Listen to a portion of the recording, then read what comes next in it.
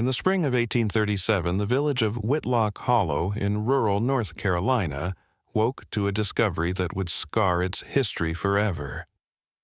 What seemed at first like a rumor whispered at the tavern soon hardened into fact, as lawmen and townspeople stumbled into the kind of scene most would rather believe belonged only to nightmares. Beneath the modest white-painted boards of the Whitlock Chapel, 52 children were found in chains, crouched in a subterranean chamber that had been dug directly beneath the house of prayer. Their ages ranged from 5 to 16, their skin pale from lack of sunlight, their voices brittle and thin, and when officers asked them who had placed them there, they answered not with a list of names, but with a single one, Mother Elspeth. It is difficult for the modern mind to comprehend how such an atrocity could hide beneath the surface of a God-fearing community. Yet Whitlock Hollow in the 1830s was not unlike dozens of other settlements scattered across the rolling hills of the Carolinas.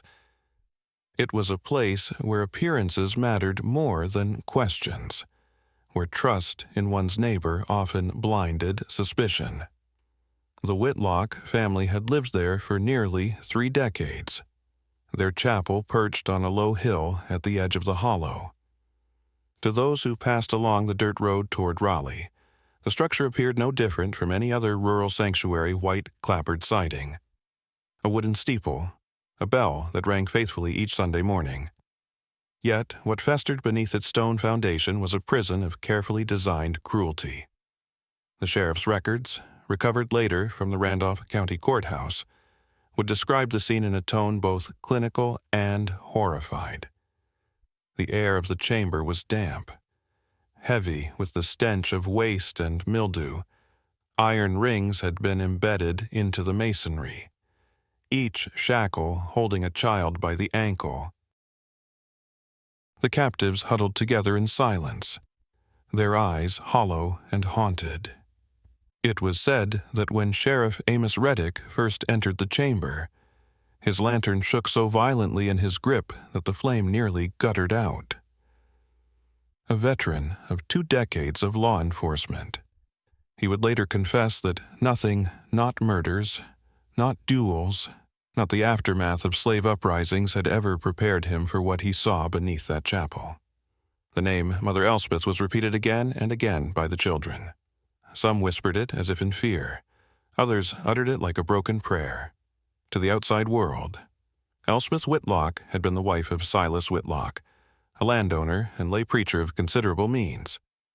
She was remembered as a tall woman with streaks of silver in her dark hair, a woman who spoke softly in the cadence of Scripture, and who was admired for her supposed charity. Neighbors said she had been taking in orphans for years, children from Philadelphia, Charleston, even Savannah, explaining that she sought to provide them shelter until proper homes could be arranged. Her husband Silas, meanwhile, was seen as the benefactor who had funded the chapel, ensuring that Whitlock Hollow had a place of worship in a time when religion was the backbone of rural community life. What no one realized, or perhaps what many refused to question, was that the image of charity had been nothing more than a veil. Elspeth had not sheltered orphans in the sense the villagers imagined. She had confined them, stripped them of identity, and bent them to her own purposes. How she managed to sustain such an operation for nearly 20 years without detection remains a puzzle that has haunted historians. Part of the answer lies in the peculiar social atmosphere of 1830s North Carolina, a land where high mortality rates made orphaned children tragically common, and where communities were quick to accept the notion that such orphans were plentiful and in need of guardianship. The Whitlocks' story that they were caretakers, saving these lost souls from misery, fit perfectly into the Christian narrative the town wanted to believe. The revelation of April 1837, however, tore that illusion apart. When the cellar doors were pried open and the children dragged into the dim light of morning, the community confronted a horror too vast to comprehend. Many of the children could not even recall their original names. They had been conditioned to answer only to the commands of mother. Others spoke broken fragments of languages: German, Irish, even snippets of French suggesting that they had been gathered from disparate corners of the young nation. Their bodies bore signs of neglect, ribs protruding, sores on their skin, and the glazed eyes of long malnutrition. And yet, the most chilling detail of all was not their condition, but their obedience. Even as rescuers tried to guide them out of the vault, some resisted, trembling, insisting that Mother Elspeth would be angry if they left without permission. The discovery raised questions that spread far beyond Whitlock Hollow. How had 52 children been held in one location without drawing more suspicion? How had so many disappearances across multiple states gone unconnected? And perhaps most disturbing of all, how many more hidden chambers might exist across the South, concealed beneath barns, chapels, or farmhouses, waiting to be uncovered for the townsfolk? The shock quickly turned to shame. Farmers who had once praised Silas Whitlock for his generosity now asked themselves how they could have ignored the signs, the wagons heavy with supplies, the shadows of children glimpsed but never heard, the late-night hammering that had echoed across the fields. Reverend Jonah Mercer, who had led sermons at Whitlock Chapel for nearly a decade, wept openly in his diary, writing that he had preached above the cries of the innocent, blind to their torment beneath my very feet. The first reports printed in the Raleigh Register described the case in measured language, but word of mouth spread the more lurid details. Soon, neighboring counties knew of the orphan vault beneath the Whitlock Chapel. Families kept their children closer at night, locking doors that had once been left unlatched. And whispers began rumors that the Whitlocks were not acting alone, that their chapel was but one node in a network that spanned across the Carolinas and into the deeper South. To the modern listener, it is tempting to imagine this as an isolated atrocity, a grotesque aberration. But when one studies the patterns of early 19th century America, the rise of itinerant orphan traffickers, the lack of centralized law enforcement, the hunger of wealthy patrons for vulnerable labor, it becomes clear that the Whitlock discovery was likely part of something larger, something systemic. And in the spring of 1837, that truth began to flicker to light, carried on the terrified voices of 52 children who could speak only one name, Mother Elspeth. The story, however, had only begun. The excavation of the chapel basement would unearth not only the living, but also the dead. Records, letters, and shallow graves would paint a picture darker than anything the sheriff's men had first imagined. And the trial of Silas and Elspeth Whitlock would pit local justice against powers far wealthier and more influential than a small North Carolina hollow had ever faced before. This was not merely the downfall of a family. It was the opening of a curtain that revealed the machinery of hidden evil beneath the respectable surface of American life. To understand the terror uncovered beneath Whitlock Chapel in 1837, one must first understand the land that allowed it to exist. North Carolina in the early 19th century was a region torn between old traditions and uncertain futures. The Panic of 1837 had begun to ripple through the South, disrupting trade and leaving small farming communities clinging to whatever stability they could manage. The institution of slavery still defined the economy, yet whispers of change were filtering down from the industrializing North. It was a society living in tension, pious on the surface, but shadowed by desperation beneath. Whitlock Hollow was a settlement typical of this era. Nestled in the foothills that stretched eastward from the Blue Ridge, it was little more than a cluster of farms, a general store, and the chapel that bore the Whitlock name.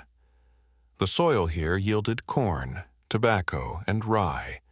The people labored sun up to sundown, measuring their lives by seasons rather than by years.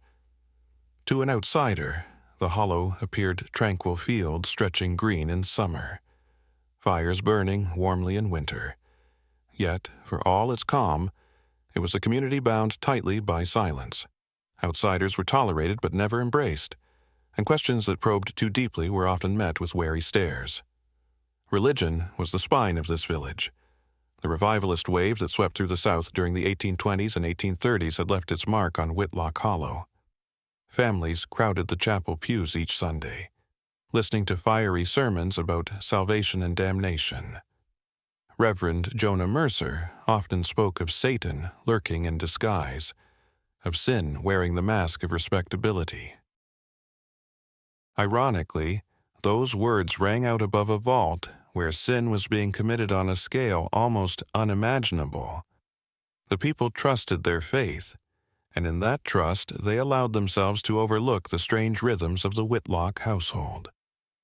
The Whitlocks themselves were pillars of this society. Silas Whitlock, the patriarch, was descended from a line of landowners who had profited from tobacco and timber. Though not the wealthiest man in the county, he was comfortably established, respected for funding the chapel and donating regularly to community causes. His wife, Elspeth, quickly became the soul of that reputation. She was often seen distributing baskets of food to poorer families, donating clothing, or quoting scripture with such conviction that neighbors believed her a woman of saintly patience.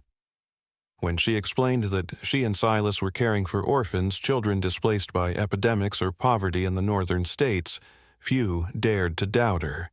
What made her story believable was the context of the time. Orphanhood was tragically common. Epidemics of typhoid, yellow fever, and cholera swept through cities, leaving countless children without guardians. Migrant families traveling south in search of work often lost children along the way to illness or accident. In such a world, the notion that Elspeth had taken in dozens of the abandoned seemed not extraordinary but commendable. The community wished to believe in such charity, and so it did. There were signs, of course. Large orders of flour, salted pork, and molasses purchased from the Henderson store should have seemed unusual for a household of two. But when Silas mentioned the orphans, the matter was dropped. When farmhands reported late-night hammering from the chapel foundation, Silas explained that he was reinforcing the stonework to protect the building from storms. When villagers caught glimpses of pale children in the Whitlock wagon, Elspeth offered the same refrain that they were shy, traumatized, and unfit for public attention. These explanations, though thin, aligned with what people already believed about orphaned children, that they were fragile, damaged, and in need of shelter. The wider society, too, played a role in enabling the Whitlocks' deception. In the 1830s, there was no centralized authority to monitor the welfare of orphans. Poorhouses were overwhelmed, and private charity was often the only alternative. Churches, rather than governments, were the arbiters of morality and guardianship. A family of means who claimed to offer refuge to unwanted children was seen as a blessing, not a threat. It was precisely this social blind spot that Elspeth exploited with such precision. Life in Whitlock Hollow moved to the rhythms of harvest and worship. On Sundays, bells rang from the steeple that stood directly above the chamber of chained children. The congregation sang hymns about deliverance and grace, never suspecting that cries of suffering echoed beneath their feet. This juxtaposition, the sacred and the profane, layered upon one another, made the eventual revelation all the more devastating. Neighbors remembered small oddities, but hindsight sharpened them into warnings that had been ignored. Mary Calhoun, a farmer's wife, recalled later that she once offered to help Elspeth sew clothes for the orphans. Elspeth refused sharply, saying the children were too frightened of strangers. Another villager, Eli Henderson, noticed that Silas carried heavy crates into the chapel basement at night, but he assumed they contained building supplies. Such incidents, insignificant at the time, later became threads in a tapestry of guilt.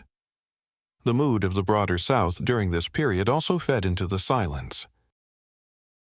Fear of unrest, whether from slave uprisings, economic collapse, or epidemics, kept communities insular. People clung to the safety of familiarity. To accuse the Whitlocks, who embodied respectability, would have been to accuse the very foundation of Whitlock Hollow's identity. Thus, the deception thrived, nourished by fear, ignorance, and willful blindness. By 1837, the Whitlocks had maintained their image for over 2 decades. Children continued to vanish from towns along the eastern seaboard, some from poorhouses, some from immigrant families recently arrived from Europe. The whispers never reached Whitlock Hollow, or if they did, they were dismissed as distant tragedies. The chapel bell continued to toll, its sound carrying over the fields, while beneath its floor the vault deepened and filled with captives. It was within this fragile, trusting society that the horror beneath the Whitlock Chapel festered unchecked. The people of Whitlock Hollow had wanted to see charity, piety, and stability. Instead, they had been living beside a deception so carefully woven into the fabric of their faith that they could not recognize it for what it was. The stage was set. The tension between appearance and reality stretched taut, waiting for the smallest spark to tear it open. And in the months leading to spring of 1837, that spark would come from a storm, from a missing girl, from the courage of a farmer who dared to listen to what others ignored. The facade of piety was about to crack, and what lay behind it would force an entire community to confront the cost of its blindness. The name Whitlock carried weight long before the scandal of 1837. To trace the beginnings of the family is to uncover a story deeply rooted in the social order of the antebellum South. Silas Whitlock, the patriarch, was born in 1781, the son of a tobacco planter whose fortune rose and fell with the fickle demands of export markets. From an early age, Silas was taught the ruthless arithmetic of land and labor's soil was wealth. And human bodies, whether enslaved or indentured, were the gears that made that wealth possible. By the time he inherited his father's estate in 1803, Silas had already developed a reputation for calculation. Neighbors said he could weigh the value of a man the way others weighed the worth of a mule. Unlike his father, Silas sought more than crops. He desired legacy. In the wake of a series of poor harvests, he diversified, dabbling in timber contracts and small loans. It was through these dealings that he became known not merely as a farmer, but as a man of influence. Yet, for all his ambition, Silas lacked the charisma needed to inspire loyalty. That role would be filled by his wife, Elspeth Rowan Whitlock, the woman the children would come to know only as Mother Elspeth. Elspeth's origins were murkier, born around 1790 in Pennsylvania. She was the daughter of a miller who lost everything during the yellow fever epidemic of 1805. Orphaned as a teenager, she drifted between relatives until, according to family correspondence later unearthed, she fell under the care of a Methodist revivalist circuit. It was within those fervent gatherings, filled with hymns and visions of hellfire, that Elspeth discovered her greatest gift: persuasion. She could quote scripture with eerie precision, weaving sermons that made even hardened men tremble. By the time she met Silas during a revival meeting in Virginia in 1810, she was already well practiced in cloaking authority with piety. Their marriage was a partnership of convenience and ambition. Silas provided wealth and land. Elspeth offered charisma and a mask of moral virtue. Together, they fashioned themselves as benefactors of the community. Within a year of settling in Whitlock Hollow, they funded the construction of a chapel on their land. Silas oversaw the building, while Elspeth assumed the role of spiritual matron, guiding women's prayer circles and organizing charity collections. The chapel was not merely a place of worship, it was a stage upon which the Whitlocks performed their most convincing deception. From the earliest days, the couple began fostering children. At first, it was one or two a niece left parentless by fever, a boy from a neighboring county whose parents perished in a fire. Each was paraded before the community as evidence of the Whitlocks' Christian charity. But soon, the numbers grew. When villagers questioned why so many children never appeared at services or school gatherings, Elspeth would explain with mournful tones that the children were too fragile. too scarred by loss to face the public eye.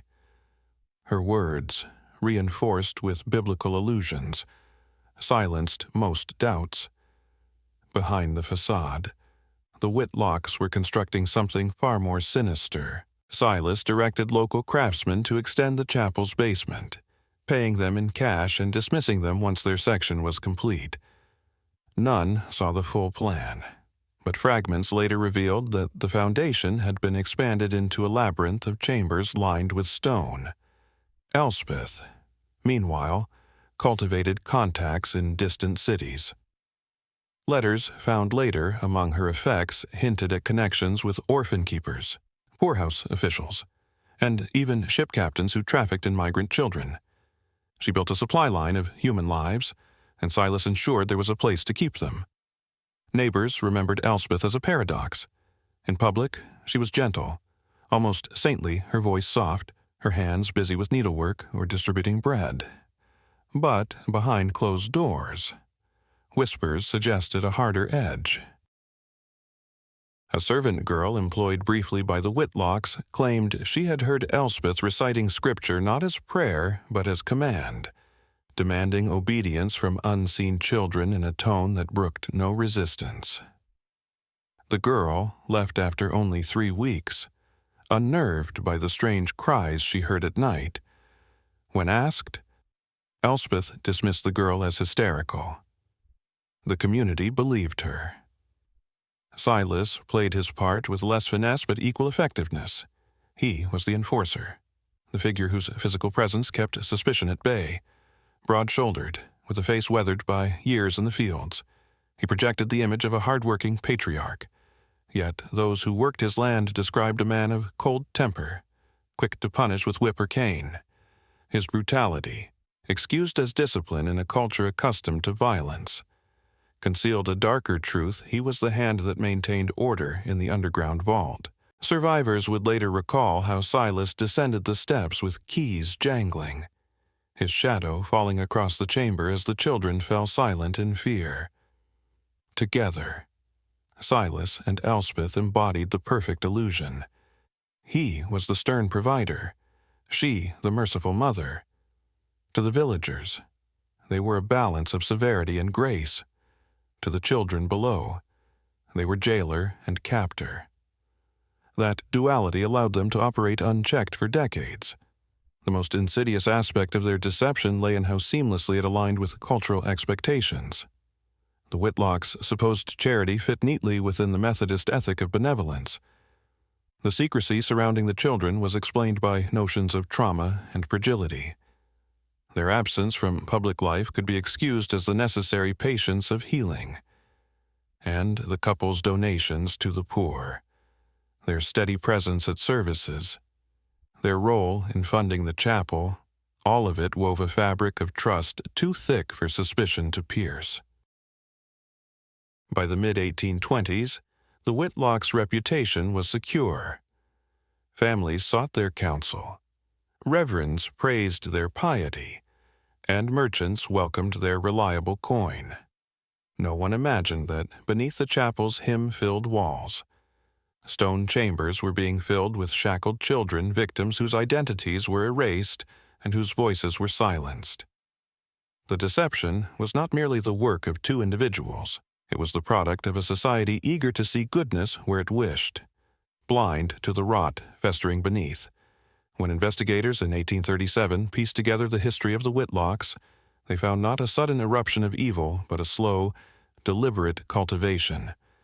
Silas and Elspeth had not stumbled into crime, they had engineered it, refining it year by year, hiding it in plain sight beneath the cloak of Christian benevolence. The community had applauded their generosity, and in doing so, had become unwilling accomplices. The portrait of the Whitlocks, once admired as pillars of Whitlock Hollow, would crumble under the weight of this truth. But before the facade shattered, before the vault was breached, they reigned over their secret dominion with the confidence of those who believed themselves untouchable, and for nearly 2 decades they were. As the Whitlocks' reputation solidified in Whitlock Hollow, The first subtle fractures began to appear small, almost imperceptible details that only later, with the clarity of hindsight, became obvious warnings.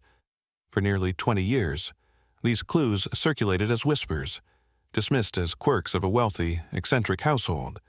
But each fragment, when pieced together after 1837, revealed a picture that should have unsettled the entire village. The first signs were economic. Thomas Avery, who managed the general store in the nearby township of Randolph, kept meticulous ledgers of every purchase. From 1820 onward, the Whitlock account showed an unusual pattern. Every fortnight, Elspeth would arrive by wagon, dressed in plain shawl and bonnet, carrying lists written in her neat, slanted hand. Her orders were enormous: 50 pounds of flour, several barrels of salted pork, sacks of cornmeal, molasses by the gallon, and crates of dried beans. When Avery, a practical man, remarked that such quantities seemed excessive for 2 adults, Elspeth gave her familiar answer: "The children eat more than one would think, poor dears, though they are frail." The explanation satisfied Avery at the time. After all, orphaned children required feeding, and in an era when famine and hunger were never far away, bulk purchasing suggested foresight rather than suspicion. But when investigators reviewed the ledgers in 1837, they calculated that the food could have sustained 50 mouths with ease. What Avery dismissed as generosity was, in fact, the evidence of a concealed population. More unsettling still were the purchases of medicines. Dr. Elias Burnham, the traveling physician who serviced Randolph County, recorded in his own journal the curious nature of Elspeth's requests. She was uncommonly specific, asking for laudanum, camphor, and valerian root. At times, she ordered sedatives in quantities no ordinary household could justify. When Burnham offered to accompany her back to the chapel to examine the sick children directly, Elspeth declined with a practiced sorrow. The children, she said, were too frightened of strange men and needed only the comfort of a mother's hand. She would describe symptoms in such detail: fevers, coughs, rashes, that Burnham, though uneasy, accepted her word. In retrospect, her knowledge of ailments sounded less like compassion and more like clinical record-keeping. Villagers also noted strange supplies that did not match the image of charity. Blacksmith Robert Harlan recalled selling Silas lengths of heavy iron chain and specially forged rings that he claimed were needed for reinforcing barn doors. When Harlan delivered the materials, Silas refused to let him enter the chapel basement, instructing him to leave the goods in the yard. Later, when Harlan heard rumors of shackles found beneath the chapel, the memory chilled him to his bones. Then there were the glimpses of fleeting visions of children that flickered in the corners of daily life. A farm wife named Martha Dorsey remembered seeing a pale face peering from beneath a blanket in the Whitlock wagon as it rattled past the market. She waved, but the child did not respond. Elspeth smiled politely and explained that the girl was shy, still mourning the loss of her parents. Other villagers reported similar sightings: a boy staring wide-eyed from behind a curtain, a cluster of small silhouettes moving quickly from barn to chapel. None of the children spoke. Their silence was always explained away as grief at night. However, silence gave way to sound. Several neighbors recounted hearing hammering echo from the direction of the chapel long after dusk. Some swore they heard muffled cries carried on the wind. Farmer Josiah Pritchard told his wife that once, while tending to his cattle in the moonlight, he had heard what sounded like chanting, a woman's voice rising and falling rhythmically, accompanied by the faint sobbing of children. He convinced himself it was the wind, or perhaps a prayer meeting he had not been told of. But after the discovery of 1837, he admitted to investigators that the memory had haunted him for years. Still, none confronted the Whitlocks.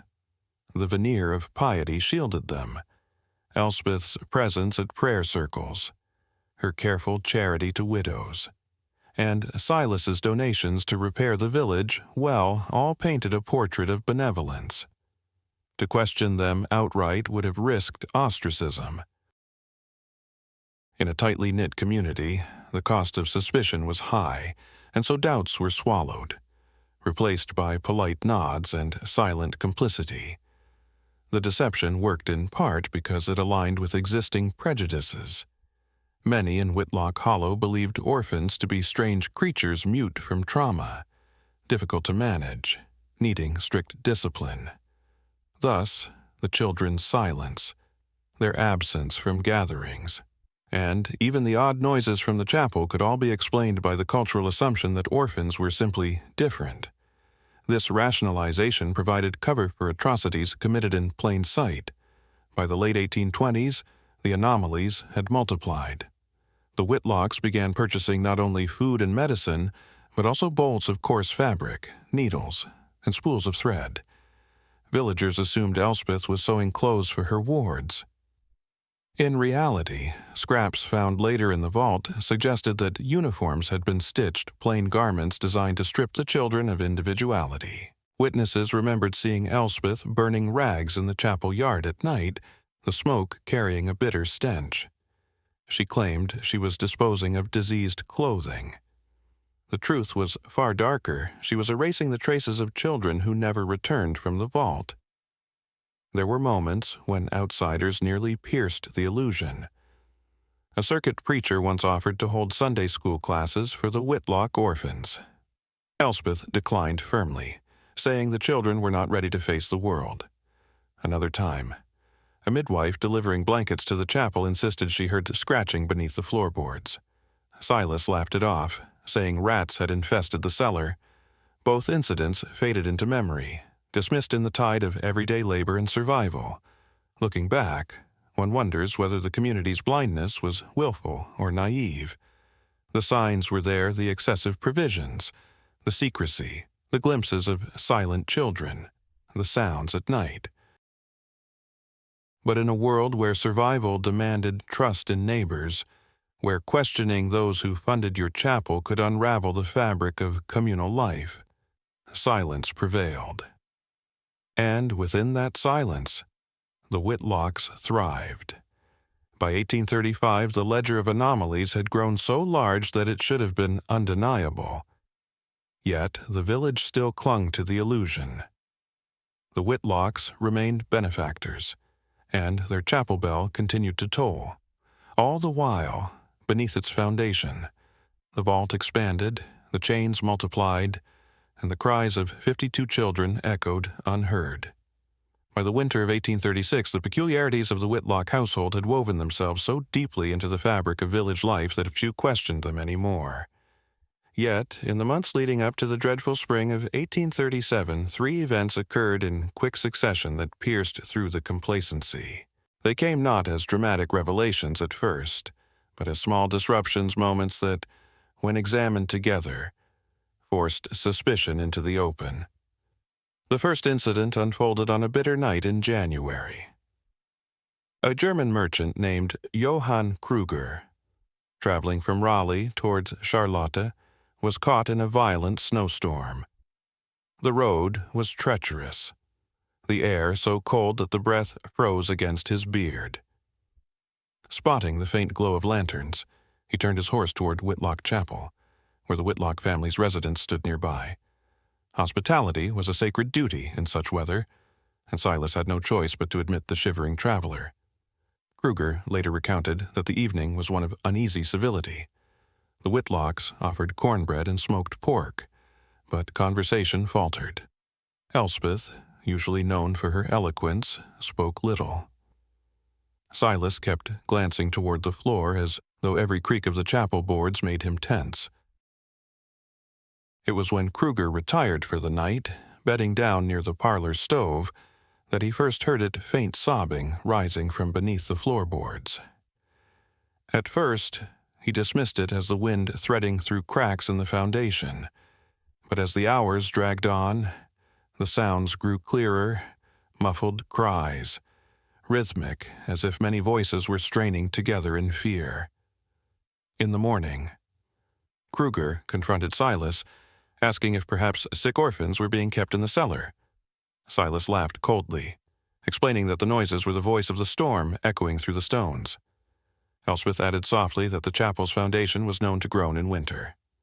Kruger, chilled by their evasive manner, did not press further. Yet, when he reached Charlotte, he told the story in a tavern. Though dismissed as exaggeration by most, the tale planted a seed of doubt that would later bloom when the truth emerged. The second incident struck closer to home. In late February, a young Irish immigrant named Bridget O'Malley vanished on her journey southward. Bridget had been traveling with her cousins, seeking work in the tobacco fields near Fayetteville. During a river crossing outside Randolph, she became separated from her party, exhausted and chilled. She never rejoined them. Witnesses recalled seeing her walking along the road toward Whitlock Hollow at dusk, clutching her shawl against the wind. She was never seen alive again. When her cousins reported her disappearance, the sheriff of a neighboring county organized a search. Men combed the riverbanks and woods for days, but the girl had vanished as if swallowed by the earth. The search was eventually abandoned, attributed to the dangers of exposure or wild animals. Yet, whispers circulated that she had sought shelter at the Whitlock Chapel. A peddler claimed he saw a girl matching her description enter the chapel yard that very night. Elspeth denied it firmly, telling anyone who asked that no such visitor had come. Still, the rumor persisted. Years later, scraps of fabric resembling Bridget's shawl were found among burned remnants in the Whitlock fireplace.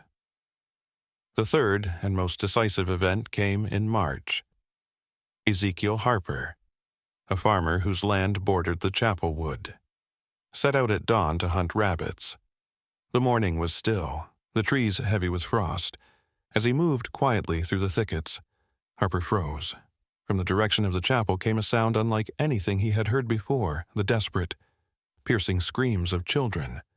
Not playful shouts, but shrill wails of terror that seemed to rise and fall in waves. Harper crept closer, hiding behind a stand of oaks no more than 50 yards from the chapel. For nearly an hour, he listened. The cries came not from within the chapel itself, but from beneath it, echoing through the ground. At one point, he saw Silas emerge from a concealed side door built into the earth, a door chained shut when not in use. Silas looked around the field nervously before vanishing below once more. Harper, rooted in horror, waited until silence returned before hurrying back to his farm. That evening, Harper confided in his brother and 2 neighbors. Their reactions were divided. One suggested that the orphans, known to be troubled, might have been receiving harsh discipline. Another insisted Harper had misheard, that foxes crying in the woods could mimic human voices. But Harper, a sober and level-headed man, swore upon scripture that what he had heard were children's screams.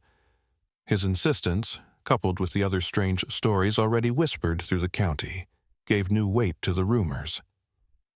These 3 incidents, Kruger's uneasy night, Bridget O'Malley's disappearance, and Harper's chilling discovery, created a chain of suspicion too strong to ignore. By early April, word had reached Sheriff Amos Reddick. Normally skeptical of gossip, Reddick could not overlook Harper's sworn testimony.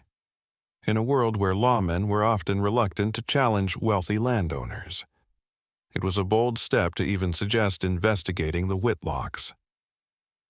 Yet, the echoes of children crying beneath a chapel could not be ignored. What the community had once dismissed as quirks now loomed as damning evidence. The endless food supplies, the silence of the supposed orphans, the strange sounds in the night, each fragment coalesced into a terrifying possibility. And as the sheriff mounted his horse on the morning of April 8, 1837, accompanied by his deputy, Whitlock Hollow teetered on the edge of revelation. The facade of charity was about to collapse, and the horrors beneath the chapel floor would finally come into the light. When the rumors reached the desk of Sheriff Amos Reddick, He approached them with the caution of a man who had spent 20 years disentangling truth from gossip. Reddick was not easily swayed by tales whispered in taverns or churchyards. Yet the testimony of Ezekiel Harper, a farmer respected for his honesty, forced him to act. Harper had sworn that he heard children screaming beneath the chapel, and his story matched too closely the unease reported by the German merchant and the disappearance of young Bridget O'Malley. A single tale might be dismissed. 3 together formed a pattern that even the most skeptical could not ignore. Reddick turned to the one man in Whitlock Hollow whose voice carried both moral and spiritual authority, Reverend Jonah Mercer, pastor of the village's small congregation. Mercer had long admired the Whitlocks for their devotion and generosity. Yet even he admitted that doubts had begun to gnaw at him. He recalled times when Elspeth deflected offers to hold classes for the orphans, or when Silas cut short conversations about the children with a grim look that brooked no further inquiry. And Mercer, haunted by his own sermons warning against evil cloaked in righteousness, agreed to accompany Reddick to the chapel. On the morning of April 8th, 1837, the sheriff and the reverend rode together across the frostbitten fields. The sky was low and gray, a veil of mist clinging to the ground as if nature itself recoiled from what was about to be revealed. Villagers watched from their doorways as the 2 men passed, whispering prayers under their breath. None dared to follow, yet all sensed that the moment of reckoning had come. They arrived at the chapel just after sunrise. The bell tower loomed above them, its cross silhouetted against the pale sky. The building, whitewashed and unremarkable, gave no outward hint of the horrors beneath. Elspeth Whitlock herself met them at the door. She appeared calm, almost welcoming, her shawl wrapped tightly around her thin frame. Her voice was steady, though her eyes flickered with something between irritation and dread. "Sheriff, Reverend," she said softly, "what a surprise. Have you come to pray with us this morning?" Reddick removed his hat, but his tone was firm. "We've come to lay to rest some troubling talk, Mrs. Whitlock.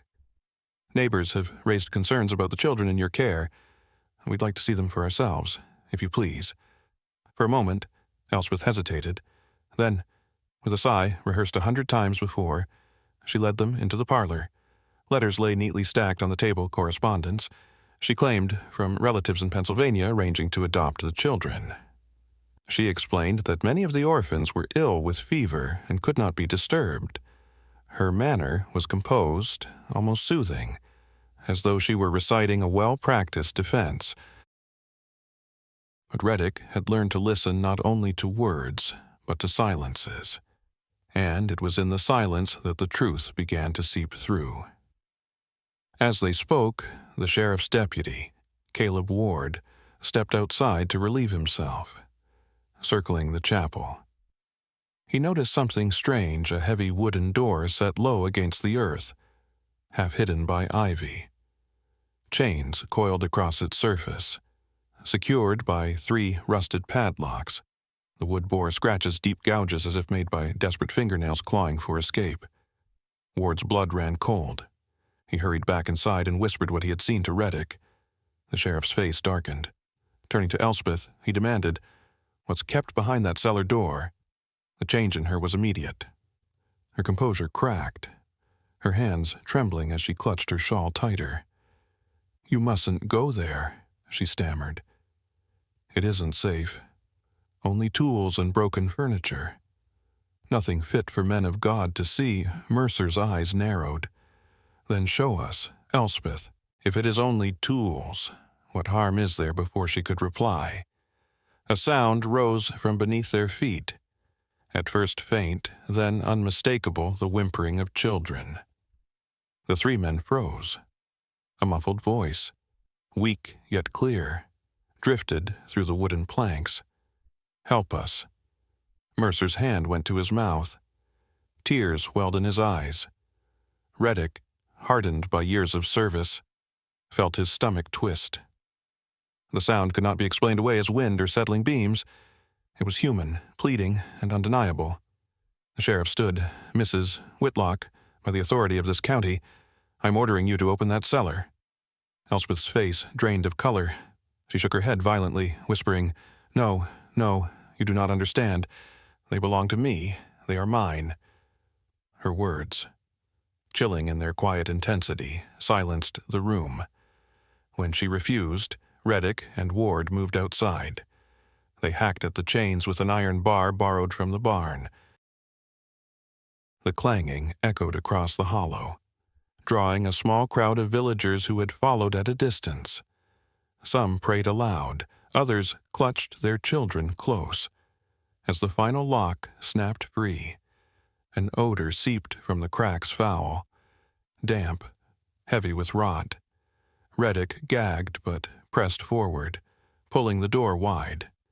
A darkness yawned before them, a stairwell descending into the earth. And from that abyss rose the unmistakable sound of dozens of voices crying, coughing, whispering. The villagers gasped. Reverend Mercer fell to his knees, crossing himself though his denomination frowned upon such gestures. Sheriff Reddick lifted his lantern and stepped into the shadows, his deputy close behind. Each creak of the stairs seemed to announce the unraveling of the Whitlocks' deception. Elspeth stood at the threshold, her face contorted in something between rage and despair. "You will damn us all," she hissed, but her words were drowned out by the wails rising from below. The cries of children who had waited years for anyone to hear them. That moment marked the collapse of the facade. The Whitlocks' long masquerade of charity was over. The truth, buried beneath stone and scripture, had begun to claw its way into the light. The lantern shook in Sheriff Reddick's hand as he descended the narrow stone steps into the Whitlock vault. The odor hit first an unbearable mixture of damp earth, human waste, and the sour stench of unwashed bodies. Deputy Caleb Ward gagged, pressing a cloth to his mouth, while Reverend Mercer clutched his Bible to his chest. The deeper they went, the more oppressive the air became, until each breath seemed to draw in not oxygen but despair itself. At the foot of the stairs, the light revealed a chamber that stretched far beyond the footprint of the chapel above. The walls were carefully mortared stone, designed not for storage but for containment. Iron rings had been set deep into the masonry, each linked to chains that rattled as children stirred in the lantern glow. 52 boys and girls crouched in the gloom, their ankles bound, their eyes wide with terror. They were emaciated, their limbs little more than sticks protruding from rags.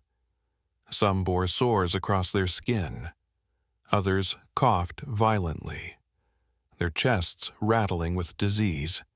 Many shielded their faces from the sudden light as if unused to its brightness.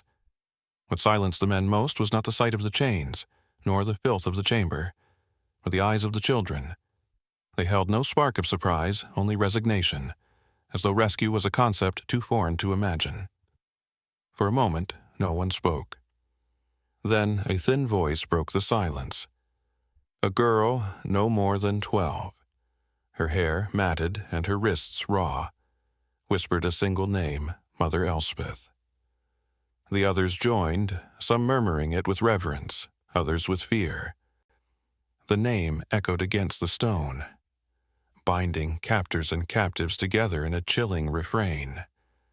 Ward stumbled back toward the stairs, muttering that he could not bear the sight. But Reddick pressed forward, forcing himself to catalogue every detail. In smaller adjoining rooms, the horror deepened. One chamber contained crude stocks and wooden devices for restraint implements designed to punish or control.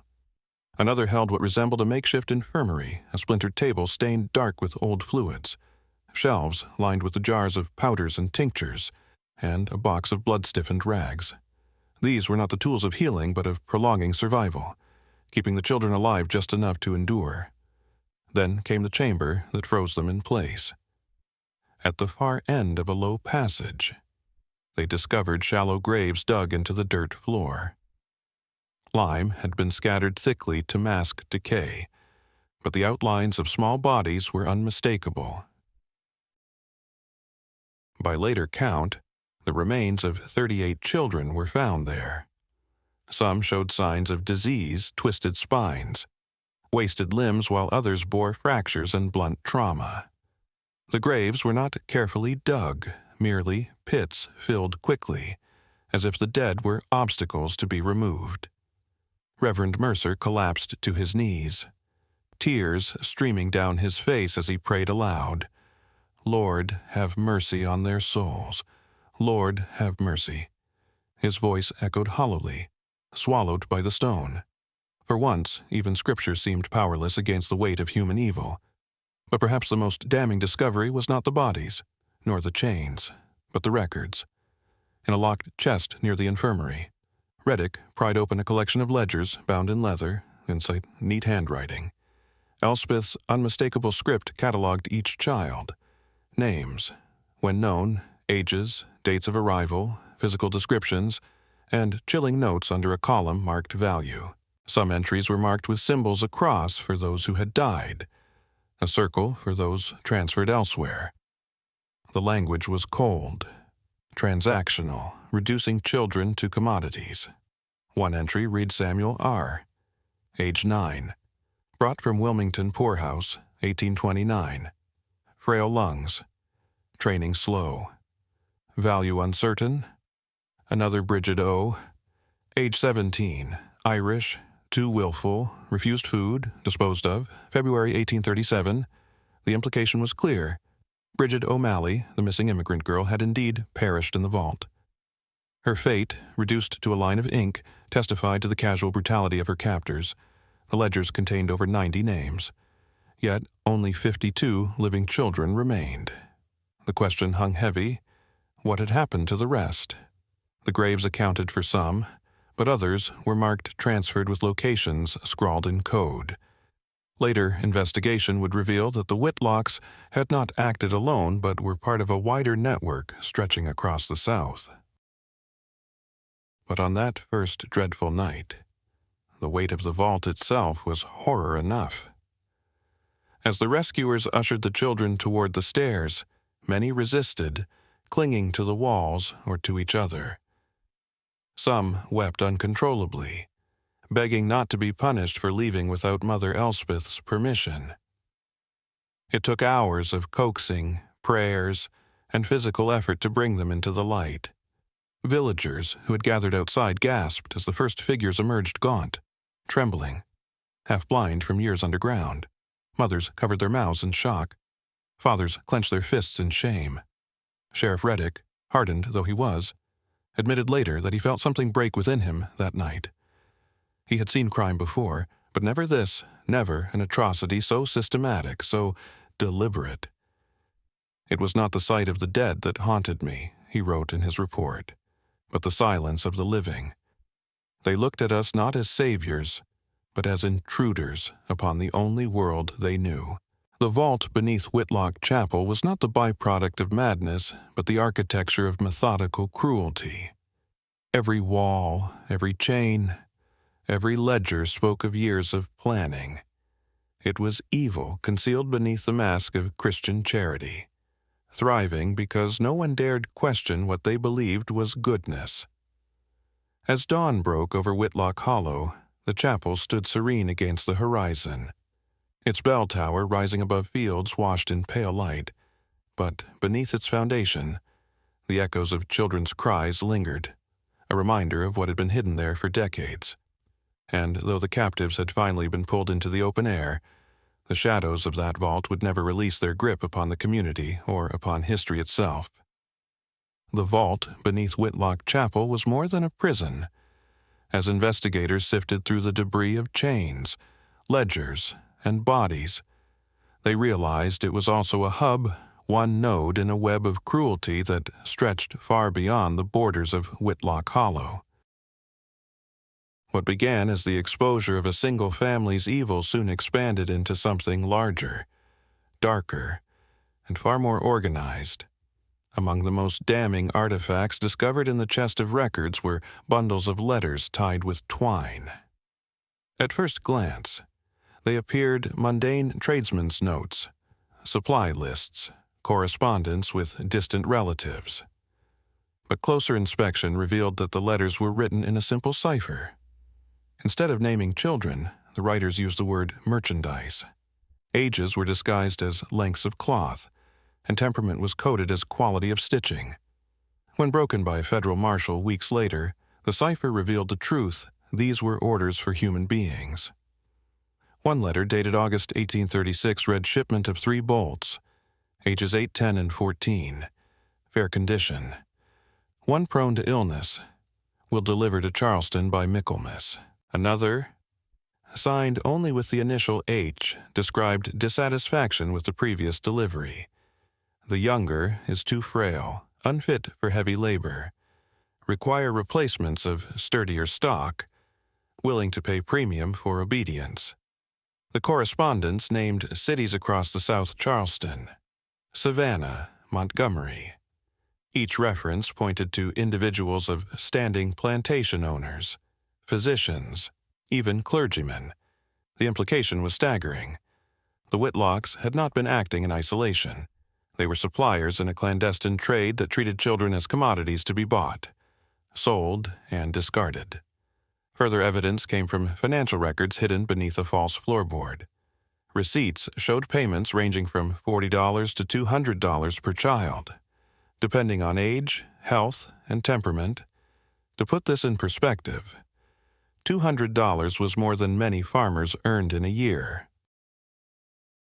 The sums confirmed what investigators feared: trafficking in children had become not merely an indulgence of the depraved, but a lucrative business. Some of the letters revealed even more disturbing uses. A Charleston correspondent, believed to be a physician affiliated with the newly established Medical College of South Carolina, requested children of tender age and pliable disposition for anatomical instruction. Though phrased with clinical detachment, the meaning was clear: these children were destined for experimentation. Other correspondents sought domestics who could be conditioned into silence, or field hands who could be worked to exhaustion without legal consequence. The revelations horrified even hardened investigators. Sheriff Reddick admitted in testimony that he had believed he was pursuing the crimes of one twisted family. Instead, he uncovered an underground market that had flourished in the shadows of Southern respectability. The Whitlocks had perfected the illusion of charity, but the network they served thrived precisely because society looked away. Villagers who once lauded Elspeth's benevolence now struggled to reconcile their blindness. Some insisted the letters were forgeries. Others clung to the hope that the Whitlocks had been coerced. But the evidence was undeniable. The cipher matched Elspeth's handwriting. The ledgers documented transactions over 2 decades, and the graves beneath the chapel spoke louder than any denial. The story soon reached Raleigh and then spread through newspapers across the eastern seaboard. The Raleigh Register reported evidence suggests that the Whitlock Chapel was but one warehouse in a vile commerce spanning multiple states. The children of America, abandoned and voiceless. They have been bartered as livestock, their cries buried beneath hymns of false piety. The public reacted with disbelief and horror. Letters to editors demanded how such an enterprise could exist in a nation that prided itself on liberty. Ministers thundered from pulpits that Satan himself had stalked the land. Yet, behind closed doors, many officials hesitated, for the letters implicated men of wealth and influence, plantation owners in South Carolina and Georgia, physicians in Charleston and Savannah, even a legislator in Montgomery, all names hinted at in the cipher. To pursue justice against them meant challenging the very pillars of Southern society. For the surviving children, the network was not abstract but painfully real. Several testified that older captives had been taken away in wagons, never to return. Some were told they were being sent to better homes. Others remembered visitors arriving at night, men who inspected their teeth, muscles, and obedience, as though judging livestock. These children, deemed suitable, vanished into the larger system. The ledger entries confirmed their fates transferred, delivered, accepted. Their value lay not in humanity but in utility. The Whitlocks' role in this system was that of keepers and suppliers. Silas built the vault. Elspeth broke the children's spirits, and together they ensured a steady flow of victims. But the profits they reaped were not solely their own. The records showed payments sent to intermediaries in Philadelphia, Richmond, and Charleston, proof that the traffic of children moved not only southward but across state lines, exploiting the chaos of poorhouses and the corruption of officials. The revelations tore through Whitlock Hollow like a storm. Families who once prayed in the chapel now refused to walk past its grounds. Mothers clutched their children tighter. Fathers cursed themselves for failing to see. Guilt seeped into every corner of the village. For 2 decades, they had sung hymns above an abattoir of innocence. For 2 decades, they had believed the Whitlocks' lies. And yet, the investigation had only begun. The ciphered letters hinted at a scale far larger than anyone had imagined. Whitlock Chapel was a doorway, but beyond it stretched corridors of power and privilege. The crimes of Silas and Elspeth were monstrous, but the question that chilled every investigator was this: how many others like them existed? And how far did the network reach as federal marshals joined the inquiry? One truth became clear. The vault beneath Whitlock Chapel was not the end of the story, it was only the beginning. The exposure of the Whitlock vault did not end with the cries of children carried into the light. In many ways, it was only the beginning. Whitlock Hollow, once a quiet village whose most scandalous gossip had been about a farmer's failed harvest, was plunged into turmoil. The discovery split the community in two: those who recoiled in horror at what they had ignored, and those who, out of shame or fear, clung to denial. At first, shock froze the village. Families who had prayed in the chapel just weeks earlier now avoided even glancing at it. Mothers drew their children indoors when the bell tower rose on the horizon, as though the sight alone carried contagion. Others wept openly, confessing that they had seen the signs all along but had convinced themselves it was charity, not cruelty. Reverend Mercer, whose sermons had thundered above the vault for a decade, resigned temporarily, saying in his diary that he had become a shepherd who preached grace while wolves howled beneath the floor. But silence did not last long. Once the ledgers and ciphered letters became public knowledge, panic turned into rage. Townsfolk demanded answers.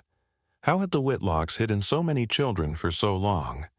How had no authority intervened? And most disturbingly, who else in the South was complicit? The first ripple of intimidation struck soon after. Ezekiel Harper, the farmer whose testimony had pushed Sheriff Reddick to investigate, awoke one morning to find his barn set ablaze. He and his sons managed to save the animals, but the fire destroyed much of his livelihood. A note, scrawled crudely, was nailed to his fence: "Keep silent or join the orphans." Others received anonymous threats. Dr. Elias Burnham, the traveling physician who had once supplied Elspeth with medicine, found his windows shattered and his practice boycotted. Even more chilling was the disappearance of 2 children who had survived the vault. They had been placed temporarily in the care of a local family. But one night the home was broken into. The guardians were tied and beaten, and the children vanished without trace. Sheriff Reddick suspected that sympathizers of the network had come to silence potential witnesses. Their fate was never discovered. The greatest blow, however, came within weeks of Elspeth Whitlock's imprisonment. Held in a county jail cell in Randolph, she was expected to testify against her husband and, more importantly, against the wider network named in her letters. On the morning of May 19th, guards found her hanging from a strip of torn blanket tied to the bars. The official record declared suicide, but many doubted the explanation. The knot was suspiciously precise, the timing too convenient. She had been scheduled to speak before a federal grand jury the following week. Rumors swirled. Some claimed that agents of wealthy planters had arranged her death to silence her. Others whispered that she had taken her own life out of loyalty to Silas. Regardless of the truth, her demise robbed investigators of their most valuable witness. Without her, the ciphered letters were evidence of the trade, but not proof of the powerful men behind it. Silas, meanwhile, remained stoic in custody. He denied nothing, yet admitted little, claiming that his wife had been the mastermind. Villagers who once praised his generosity now spat at his name.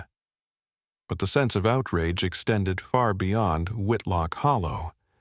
In Raleigh, lawmakers debated whether the state had been infiltrated by an organized trade in children. In Charleston, newspapers hinted without naming names that physicians and planters of high standing were implicated.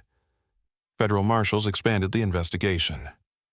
Their search led them to Charleston, Savannah, and Montgomery, where whispers of hidden schools and homes for orphans grew louder. Records uncovered in South Carolina suggested that children had been shipped from northern ports, funneled through intermediaries, and dispersed across the South. The Whitlocks had been suppliers, but demand stretched into the highest reaches of Southern society. This revelation threatened to destabilize more than a single community. It struck at the moral core of a culture that prided itself on paternalism and Christian charity. If families of wealth and position were complicit in trafficking children, what did that say about the moral fabric of the South? The question reverberated in churches, courtrooms, and legislative halls. The intimidation grew sharper as the net widened.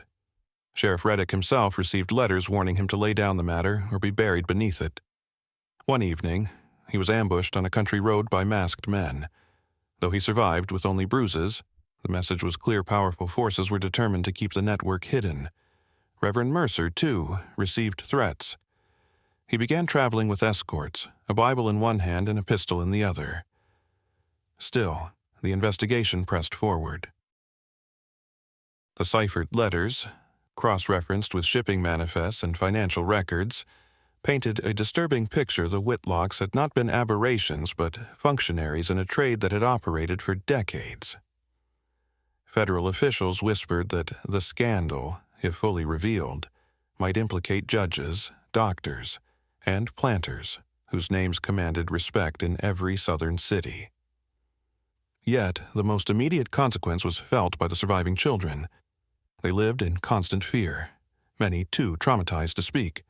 Some cried out at night for Mother Elspeth, not out of love, but out of terror of her wrath. Others sat in silence, staring at walls as though still chained. They had escaped the vault, but the network that had stolen their lives remained only partly exposed. The people of Whitlock Hollow carried their own scars. Every creak of chapel boards, every whisper of wind through the fields reminded them of the cries they had ignored. The village itself became a cautionary tale, a living symbol of complicity and blindness. And as Elspeth's suspicious death silenced one voice, the demand for truth grew only louder. The investigation had crossed a threshold no longer confined to one hollow in North Carolina. It was now probing the very structure of Southern respectability, and the closer it drew to names of influence, the greater the danger became for the investigators, for the children who had survived, and for the fragile possibility of justice in a society built on silence. The Whitlock case reached its grim climax in the autumn of 1838, nearly 18 months after the vault beneath the chapel was first uncovered. By then, the story had grown beyond a local scandal. It had become a symbol of corruption, of blind trust, of how evil could thrive under the guise of virtue. Newspapers across the nation printed lurid accounts, and legislators debated what the case revealed about the vulnerability of America's children. But for the people of Whitlock Hollow, it was no symbol. It was an open wound, festering in memory, The trial of Silas Whitlock was held in Raleigh under heavy guard. Crowds gathered from across the state, eager to glimpse the man whose name had become synonymous with cruelty. Witnesses included Sheriff Reddick, Reverend Mercer, and several of the surviving children. Though their testimony was halting, broken by sobs and long silences, the prosecution laid out the ledgers, the chains, the ciphered letters, irrefutable proof of systematic trafficking. Silas himself remained defiant. He admitted to constructing the vault but insisted that Elspeth had been the true mastermind, a claim impossible to disprove now that she was dead. The jury deliberated less than 2 hours.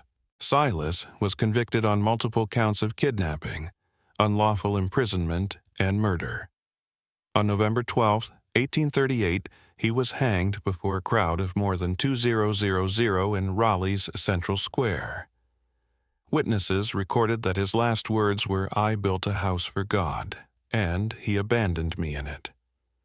Some interpreted the phrase as confession, others as bitterness. Either way, his body swung as a grim warning against the illusion of piety masking monstrosity. But the Whitlock case did not end with Silas's execution. The ciphered letters sparked investigations that spread across the South. In Charleston, 2 physicians linked to the correspondence were tried for conducting illegal experiments on children. One was sentenced to life imprisonment. The other, through influence, served only 5 years. In Georgia, a legislator implicated in payments to the Whitlocks was censured but never formally charged, his wealth insulating him from justice. Plantation owners suspected of buying children vanished to Europe before indictments could be delivered. The network, though partially exposed, proved resilient, shielded by money and social standing. Even so, the case planted seeds of reform. In North Carolina, legislators passed the state's first statute requiring oversight of orphan care, establishing that no household could take in more than 2 unrelated children without court approval. Virginia and South Carolina followed suit. At the federal level, lawmakers debated the need for stronger authority to investigate crimes that crossed state lines. Though slow and incomplete, these measures marked some of the earliest steps towards child protection in the United States. Whitlock Chapel itself became a symbol of dread. After the trial, no one dared use the building again. Its bell tower stood silent, the pews gathering dust. Children refused to walk past it at night, whispering that voices still rose from the earth. In 1840, the state ordered it demolished.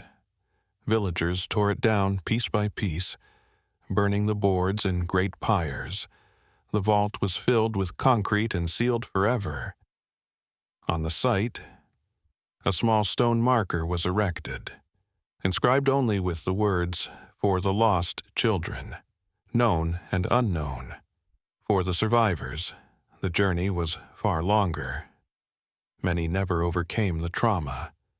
Some, placed with families in distant towns, lived lives marked by silence and fear. A few found strength to speak. One girl, identified as Annabelle, later gave testimony to reformers in Philadelphia, describing the years underground as a place where days did not exist, only hunger and prayer. Her words became rallying cries for abolitionist groups who drew parallels between the bondage of slaves and the captivity of the Whitlock children. Reverend Mercer never forgave himself. Though praised for standing beside Sheriff Reddick during the discovery, he confided in letters that he felt complicit for preaching above the vault without knowing. He spent his remaining years advocating for orphan asylums to be placed under church and civic supervision, insisting that piety without accountability is the devil's playground. Sheriff Reddick's career took a different turn. Elevated to a federal marshal, he pursued cases of trafficking across state lines, often citing the Whitlock investigation as precedent. Yet he, too, carried scars. In later interviews, he admitted that he never escaped the sound of children whispering Mother Elspeth in the dark. "It was not their chains that haunted me," he said, "but their loyalty to the very hand that tormented them." Whitlock Hollow itself never fully recovered. Families left unwilling to raise children in a place forever stained. Those who remained bore the burden of shame. Accused by outsiders of willful blindness, the phrase "another Whitlock" entered common speech across the South, invoked whenever whispers of abuse or hidden cruelty surfaced. It was both a warning and a reminder evil can dwell beneath the surface of even the most godly facade. Historians would later debate whether the Whitlock case truly changed society. Some argued it was a turning point, forcing Americans to confront the vulnerability of children in an unregulated world. Others claimed it was only a brief flare of outrage, swallowed by larger conflicts that would soon divide the nation. But all agreed on one thing: the cries from beneath Whitlock Chapel revealed a darkness that could never again be unseen. Today, the hollow where the chapel once stood lies quiet, overgrown with weeds and wildflowers. The stone marker remains, weathered but legible, a sentinel for the nameless dead. Visitors sometimes report a chill in the air, or the faint sound of sobbing carried on the wind.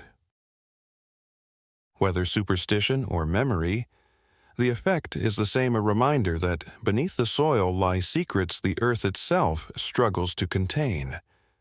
The Whitlock story endures not simply because of its horror, but because it exposes a truth both timeless and terrifying: that evil often hides behind the mask of respectability, and that communities blinded by trust may become silent accomplices. The children chained beneath the chapel have long since turned to dust, but their suffering reshaped law, conscience, and history. And so, the tale closes where it began, in a small village that believed itself safe, only to learn that the greatest danger lurked beneath its own house of prayer. The bell of Whitlock Chapel no longer rings, but its silence tolls louder than any chime, a requiem for innocence lost and vigilance forever demanded.